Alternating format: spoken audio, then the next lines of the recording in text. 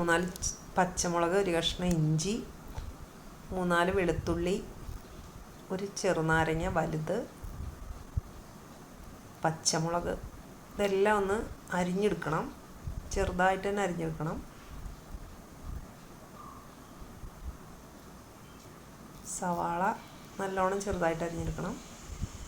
ചെറുനാരങ്ങ കുരു കളഞ്ഞ് പിഴിഞ്ഞെടുക്കണം, കുരു ഇല്ലാതെ.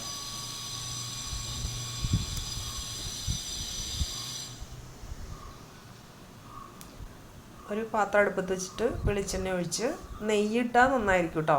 നെയ്യ് ഉണ്ടായിരുന്നില്ല, അതുകൊണ്ട് ഞാൻ വെളിച്ചെണ്ണ ഒഴിച്ചത്. വെളിച്ചെണ്ണയുടെ കൂട്ടത്തിൽ നെയ്യ് വേണമെങ്കിൽ അങ്ങനെയും ചേർക്കാം, കുഴപ്പമില്ല. അതിലേക്ക് കടലപ്പരിപ്പ്, ഉഴുന്നുപരിപ്പ്, കടുക് നല്ലോണം മൂത്ത് കഴിയുമ്പോഴത്തേക്കും അരിഞ്ഞു വെച്ചിരിക്കുന്ന എല്ലാം കൂടി ചേർത്ത് നല്ലോണം വഴറ്റിയെടുക്കുക. ഉപ്പും മഞ്ഞൾപ്പൊടിയും